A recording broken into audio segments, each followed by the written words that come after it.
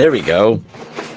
Welcome to Vlog Thursday with Tom with a hoarse voice because he just got back from DattoCon, episode 295.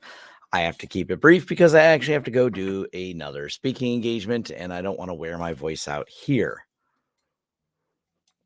I will keep sipping water and probably go grab some more cough drops. It is the fun of going to a conference that I will lose my voice. It is an expected outcome at this point in time. That's just how these things go. But hey, that's what makes them so much fun sometimes, is because I get to talk to a lot of people. Unfortunately, talking over people sometimes is what ends up happening. The first thing I want to cover is I forgot to cover it until the last time, but at the end, but I will try to make these. I have my little list pulled up here, and these are the events I'll be at. So for those of you, and this was a lot of fun being at DattoCon. I'd mentioned I was going. Many of you, maybe you heard me mentioning on the vlog that I'll be there, but so many people came out to me and I had so many good conversations. I like meeting people out there, people talking suggestions and ideas about what they want to do. It was just an overall wonderful time. The next event I'll be at will be GrrCon, GRRCON. That'll be October 13th and 14th of 2022. IT Nation, November 9th through 11th of 2022. And I'm pretty sure I'm going to the Ohio Linux Fest, which will be on December 2nd and 3rd. A pretty local event for me. So excited to see any of you that will come up and say hi to me at any of those events if you're there. So that's really cool. On topics for today, what did I put all in the description? It is a busy day. You take a few days off and go into a conference. The next thing you know, it's just wild how quickly I can get distracted. Let's see what we got here. Quad9, DattoCon, MSP Geek. So I want to start right and jump into the Quad9 thing. So the Quad9 is a big problem. That's the best way to describe it. I'll probably do a separate video on it, but at least want to throw it out there for some people just to talk about. And Sony is suing Quad9. And you're probably thinking, why would Sony sue a DNS company? And yes, Sony is suing a DNS company. Specifically, they're suing Quad9. It's really stupid. I mean, there's a lot of good detail here. And the way you can support this is going to be basically donating to the legal fund for Quad9. They are a nonprofit. So the way they're suing him is really interesting, or why they're suing him. First, they are going after them for being able to resolve URLs. Now, they are making the stance that a resolving is actually a violation of Sony's copyright. Basically, they're trying to shut down different scam sites, or not only scam sites. I can't even say it that way. I would say they're trying to suggest that certain sites may have copyrighted content of Sony's. Therefore, Quad9 should not resolve them. That's not Quad9's problem. This is a common carrier issue, essentially. The way you look at it is, if someone commits a crime, you can't just go after, well, they used Google Maps to find the location where they wanted to commit the crime. Therefore, Google should not have given them the location. Or you can't try to say, well, they use this type of vehicle to get to the crime. Therefore, the vehicle's, these are larger outside analogies, but you kind of get the idea that this is not the people to go after. But why would you go after Quad9? That does seem a little odd. Well, they're a big enough name to matter, but they're a nonprofit DNS company. So being a nonprofit DNS company means they probably don't have the funding to go against Sony. Because if you want to dig further, you'll find Google resolves these URLs. Google has better lawyers. Cloudflare, their DNS resolves these URLs. They have more money, more lawyers. Please note that neither Google nor Cloudflare was named, just Quad9. And we don't like the idea or the precedence being set that Sony gets to choose what is or is not in the DNS list. Now, if you're not familiar, I have done several videos on Quad9 and why I think they're a great place to use, because they do filter things. They filter what they choose to filter. And you can choose whether or not to use Quad9. But if the precedence is set that Sony can say, I want companies to delist the ability to resolve these things, and it's one business dictating to another business, that's not a good case precedent upheld by law. So they went after them. in some very specific ways to try to get a very specific outcome. And yeah, the best thing you can do is donate to Quad9 because I'm not a lawyer. I'm not even going to pretend I'm a lawyer. I know lawyers are expensive, hence the reason Sony is going to probably try to outlawyer them and they need more money. Or if you're a really good attorney and know some, way to help stop any of this, cool. But honestly, just they have a legal team working within their system. Throw money at them is the solution. This is unfortunately it's to me, it's a giant waste of money on one side, but it's like this waste of money we have to waste, so to speak, against Sony because we can't let them win. This just sets a terrible standard for Sony. So F you, Sony. You now have a DNS company who has something in common with GeoHots. By the way, look up GeoHots rap on Sony. I know it's from forever ago, but it always makes me laugh when when Sony sued him for cracking the PlayStation. I mean, by the way, he won, and nonetheless, that's pretty funny. So, all right, that's the Quad9 update. The other thing I wanted to talk about is going to be DattoCon, just in general, going to conferences and things like that. Like I said, I had a whole lot of fun. It was just a great time. I posted a handful of photos and things like that. It was super cool. I do like meeting all the people. That is like the real big thing. That it's hard to say, I always try to say, oh, I just prefer to be behind the keyboard and things like that. But I got to admit, I mean, I'm having a great time being there. Kind of related. It would be great if Quad9 listed Sony. There's some funniness there, but I don't think Sony would really care.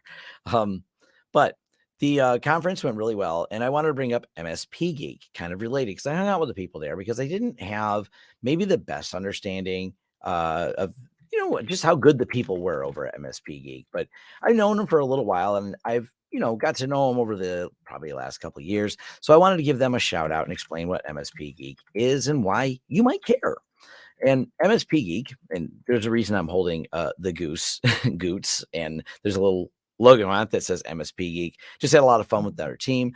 But MSP Geek is a 501(c) nonprofit community that is completely by MSPs for MSPs. It's kind of the whole concept. They get connected for free. They have a huge number of members. They very much moderate vendor participation.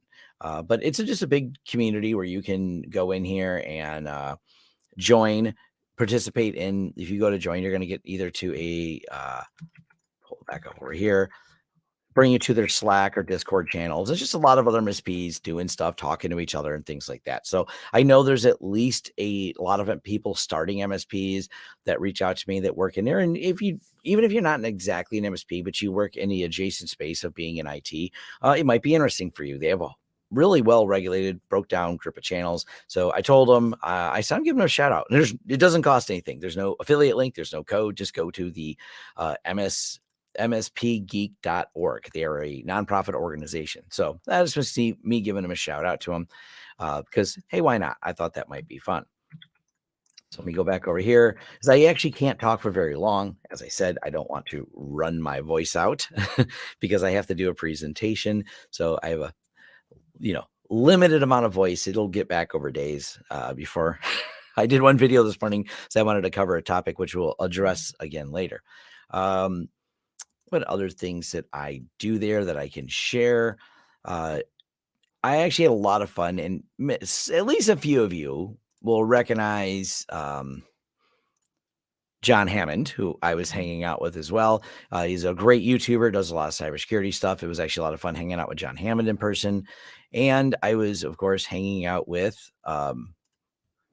actually, this is fun, Kyle, CEO of Huntress, and the professional photo bomber John Hammond in the background there. So that was definitely, he actually came up and goes, did you want a serious photo with Kyle? I said, no, I think you improved it. You made the photo just that much more fun.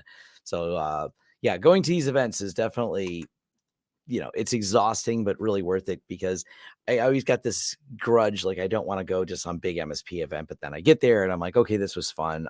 And yeah, I'm exhausted, but you're almost sad when it ends. You're just like, oh, the party's over. But nonetheless, you learn a lot from these. You have a lot of fun. I got to see Mark Rober, and even almost more importantly than seeing Mark Rober is seeing my friend Kevin interview Mark Rober and getting to talk about that. So, I just wanted to talk a bit about that kind of as a concept, just going to these type of things. And this came up as a forum thread over in my forums. And, it's just a lot of fun going to these. It came up talking about which ones to go to. If you go to and this is another place to go in terms of if you're looking for things, like we'll go to Reddit r/MSP. This is also another big community group, kind of related for when you want to dive into MSP topics, talk about things. And it's also moderated by several of my friends. There's about 135,000 people in there, 438 of them right now. So another place you can have a good discussion on there. I just wanted to kind of throw this out there because I've been thinking a lot more about community building and putting it together. Um, I've debated as I keep going back and forth. I like my forums. That's my place to hang out. More and more people ask if I want to be more active or if I should take the time to build a big Discord. I don't know, but I figured I'd give a shout out to people who have done a good job of building a big Discord, which is going to be people like MSP Geek. So those are some of my thoughts on those topics. After that, as far as my list goes, that's as far as I really got for today's vlog Thursday. But my talk today is at it's a local security place, and I wanted to keep doing the community and meet some local people. So I'm actually putting together a slide deck on PF Sense. So, which means, and it's one of those things. I knew if I said yes, I would do it and commit to it, which also means I'm making a 2022 edition of, which it's almost 2023, I know, but I'm going to make a 2022 edition of PF Sense and a new video, a whole hour and a half long deep dive into PF Sense. So the two are interrelated with each other there, but I will kind of open it up from now to dive into a few things. Oh, I'll mention, I did do that video that was sponsored, one of the first sponsored videos other than when people send me things, which is quasi-sponsored. If someone sends me something review, I do check the little sponsored box on it on YouTube because someone sent me a thing and I disclosed that a thing was sent to me for that. So other than that, the first actual sponsored post was John's company, Saslio. So I did that video. That was a lot of fun. And I think, even though it was a sponsored post, I think it's a product you might like. I have a few more sponsors that are people that are potential sponsors that are reaching out. So, but I'm going to make sure that they're going to be, something people want to hear about. But of course, they're dedicated videos. So if you don't like that particular video, you may skip that particular video, as opposed to having to listen to every pre-roll for whatever mattress company I would select if I just wanted to get a generic sponsorship. So that's all right. I have to make sure my messages. All right, cool. Just people tag me. I don't know exactly what time I'm supposed to be there. What time should I get there? Someone says I should be fashionably late. I asked them when I should be at the talk because I got a few more slides to add. I do these in the most literal last minute. And anyone who knows me personally says, "Oh yeah, that is kind of what Tom does. He kind of waits the last minute for things." I haven't changed since high school, so anyone who knows me from high school, they will probably know that too. It hasn't changed any at all. Kind of related, and I wonder if I can share those slides. I think there's a way I can actually share slides. Can I share slides? Oh, I can. All right. Oh, I have to upload them. Google Slides. Add Google. Well, I'll do that later. I don't know what's going to do. I started a minute late because StreamYard, the tool I use to do this, is changing layouts. And the layout's cool, except for I didn't know where any of my stuff was. I couldn't figure out how to set the things on there. So, yeah.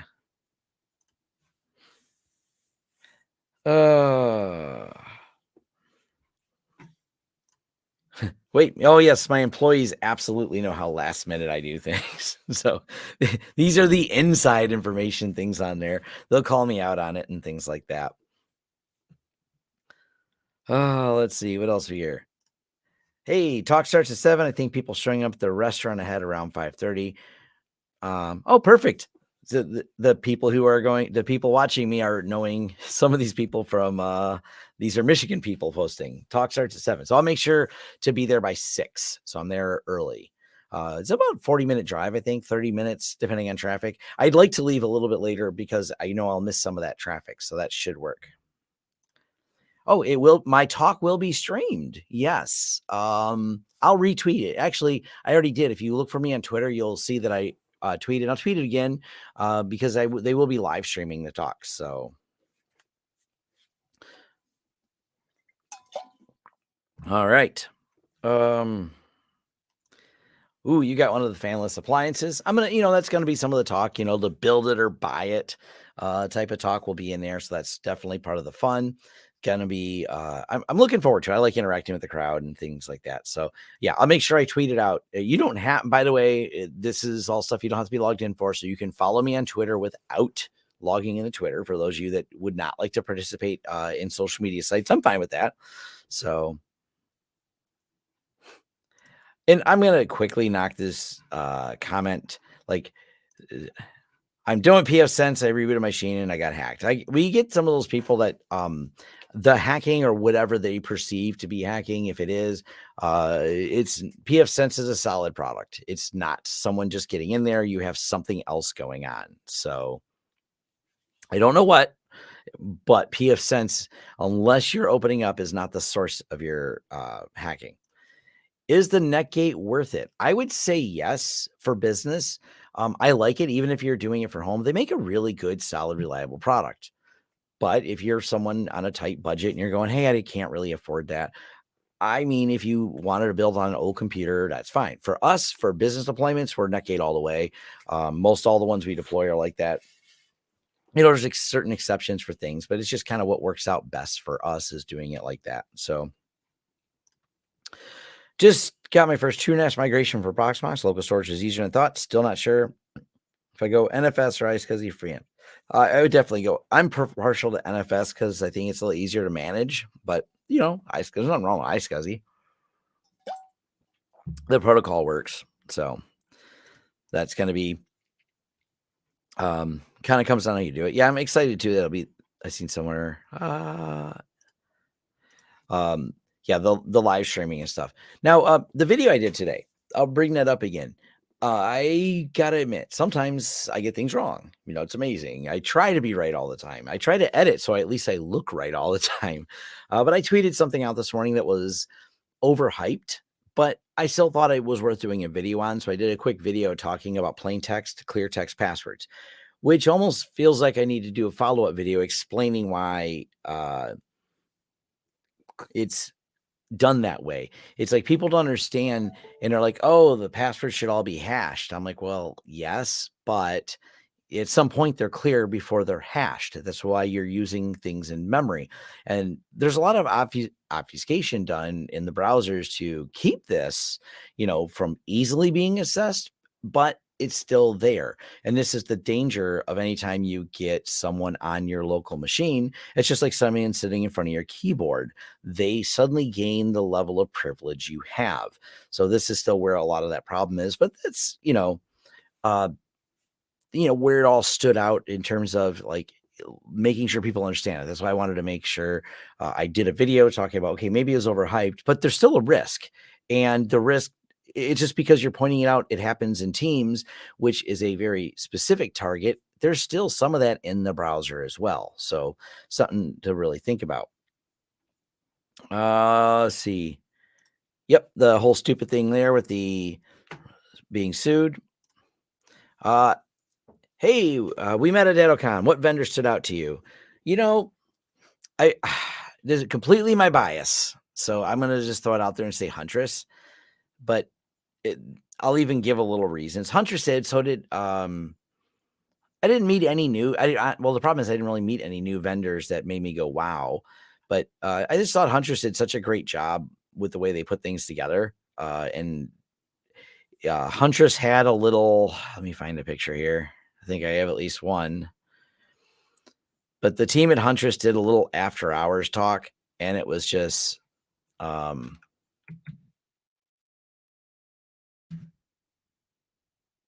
it was just a lot of fun. Like, they did this cool thing. I realized I only have one picture. I think there's probably a few more pictures. Huntress tweeted of it. But they did some really strong, and if anyone else did this, I was just unaware of it. They did a whole, offsite community engagement session that was just really good, completely about cybersecurity, just about cybersecurity. So that kind of thing is just great. When I see a company do something like that, and it's kind of, I know it's just someone's going, oh, of course, Tom likes Huntress. He's friends with them. But I'm like, I couldn't name the next vendor that did community engagement. Well, I did go to dinner with Lion Guard. I think Lion Guard does, I guess I should say Lion Guard has a good product. We don't use them. They seem to be pretty solid. I might be a little biased. Fin Security, I've mentioned before, I'm an investor, so I think Fin Security is good.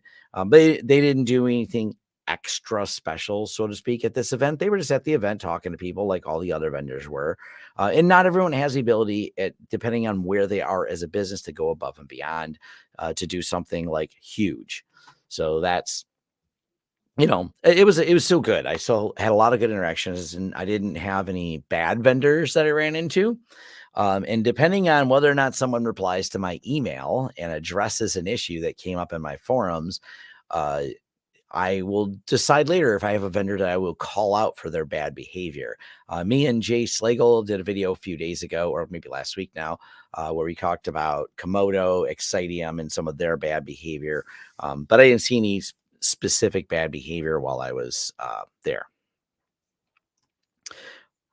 Can you recommend a specific server for VMs? I prefer XCPNG. I got my hands on a 6100, so I'll be upgrading from a 4100. Do you find the IPS throughput still good? With a few of my rules, 4100, 1 gig link went down by half. See, we want a 6100, but we don't have a 1 gig link, but it seems fine. It seems pretty fast. Do I know any MSPs in Europe personally? Maybe. I've met a few. Well, I take that back. My friend Kelvin, you will know him as Cyber Drain. So there's so let me pull this up. I did get to hang out with a little bit with Kelvin. He's pretty amazing. He's he's a CEO at Cyber Drain and creator creator CIPP, Microsoft MVP. It's just cyberdrain.com. So I'll throw a link out there for anyone that wants to join this. But if you're an MSP, he's in Europe, he's in the Netherlands. So Kelvin's just great and does a lot for the community because he puts together just a lot of great scripts, PowerShell automation scripts for setting things up. So if you're working in the IT and MSP space, both in far as that goes, there's a ton of admin help that he offers through all of his scripting. So I could say, yes, I do know at least one MSP. They're in the Netherlands. I have a few others that I met that I've just met at Datto that were that are from the UK. So that was a lot of fun as well, meeting all of them. What specs should a VM with 50 sites and 1,000 devices and APs? What's your recommendations? I don't know, put together like 16 gigs of RAM, 8 processors in it. That should be fine.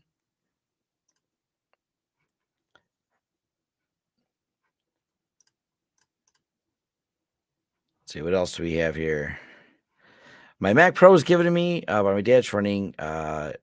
It won't show a boot option. I know nothing about Mac. What do you think of Quad9? Wondering since in your topics. I brought up earlier they're being sued by Sony. So that's my thoughts on that. Quad9 as a company, they're awesome. I highly recommend Quad9. I've got numerous videos. If you type in Quad9, you'll find a few videos where I did some deep dives with them. Great product. Where's the MSP Geek love? We'll give it again. We'll bring it up here.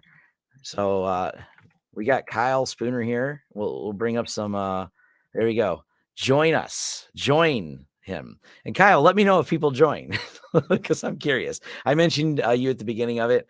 Kyle's probably got like a search coming up to see if on there. Kyle is one of the admins for MSP Geek. So definitely, like I said, they're great people. So take the time to join. Highly recommend if you want to get in there. So, oh yeah. Well, I'll rant about this later, Eric. When I have some time, I'll do some ranting about the uh, Sony in there. I'm probably going to do a dedicated video on there. I'll reach out to the Quad9 people first, and maybe they want to come on and talk about it. But it's a mess. It's a mess. It's completely Sony, and the wrong as wrong can be. There's nothing I agree with it. But I was just reading it. I was reading the court case updates today, and I was like, I'm gonna throw it up there as a topic to raise some more awareness. I'll probably do a dedicated video of being sued by Sony. Sony suing DNS. Sony hates DNS. Um, I have no thoughts on the Netgear switch because I don't really use them. Can you explain what's about Pi-hole and Unbound? Why is this combination better than just Pi-hole AdGuard? Not really, and I don't use it very often, so I'm probably not the best person to ask. Oh, you moved to Halo PSA today. Cool. Halo's pretty extensive. There's a lot going on there. Let's see. Do you think TrueNAS should support exporting to datasets? No, I don't think so. I don't think that's a good idea. I mean, you could do it from the command line if you wanted. I don't think they should build in support for it. I don't think that's a great. It's just the use case is extremely limited on that. I'm going to give this about 5 more minutes because I got to finish my presentation that I got to go do in an hour. Oh, let's see. Yeah, Halo PSA, like they've seemed to become one of the more popular ones out there, and it's just they we're playing around with it right now because we don't actively use it, but it's a pretty extensive product. We have to a lot of other things we're doing in integration on the back end of my company right now. We're evaluating a few new products, so we don't want to switch some things because we're trying to drop a few new tools in there, including tools like Sasleo that I mentioned. Because we're in that mode, I don't want to. You don't change too many things at once. You'll get a mutiny. I think that's what they call it when I hear employees are just really angry at you. So, can I recommend an Ethernet wiring tester? I l I won't lie, the Fluke one's really nice, but it's expensive. I've used the Ideal one, and I think that one works really well, and I've also talked about the Klein tester. The Klein tester works really well. Klein tester is gonna be a whole lot less money, and it's a good one. I think I have a list of them. If you type in, like, network tools, I've talked about the Klein tester before. It's, I think, under you can find it for even less on eBay, but they're, generally under $100. The Fluke one, hey, hands down, love the Fluke, works great, but I understand that price point is not going to be for everyone. Do I know the brand Ruji Networks? Never heard. I think I've heard of them because people have asked me about them here, but I don't know anything good, bad, or indifferent about them.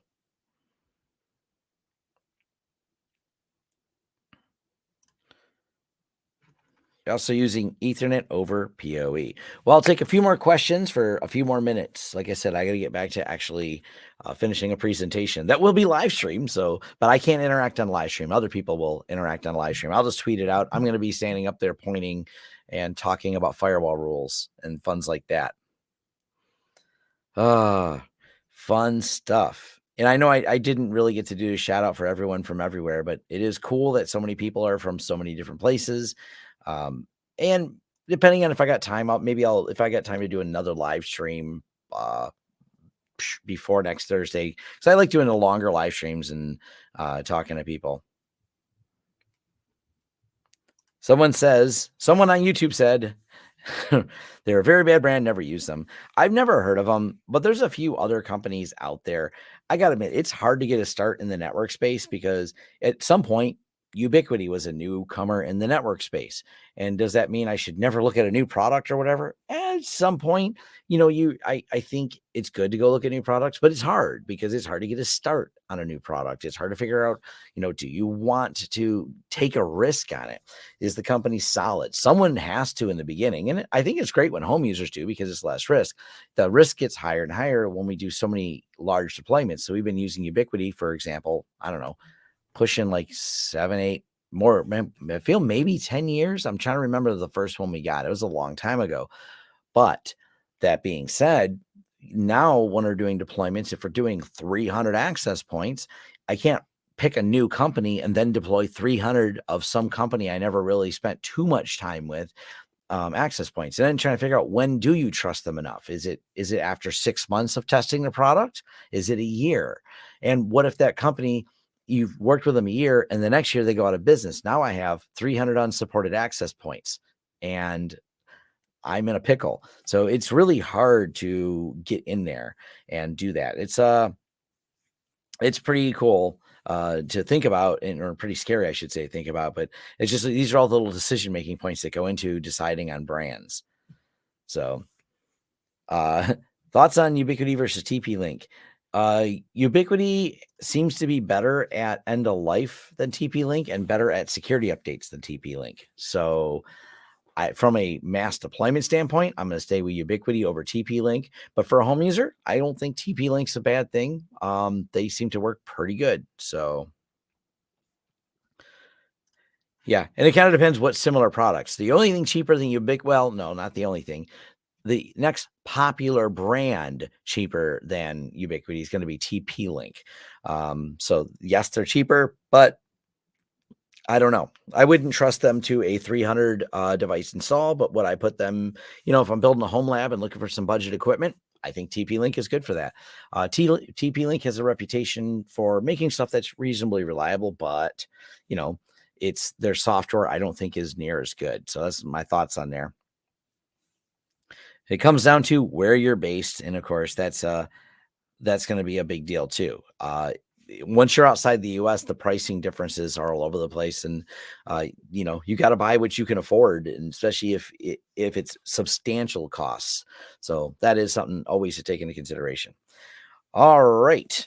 Well, I am going to end this live stream. Sorry, it's only 30 minutes. I usually go at least an hour, sometimes an hour and a half, but links are down there to the Quad9. Links are down there to the MSP Geek. So reach out to MSP Geek if you are an MSP and thinking about joining, and, all fun stuff like that.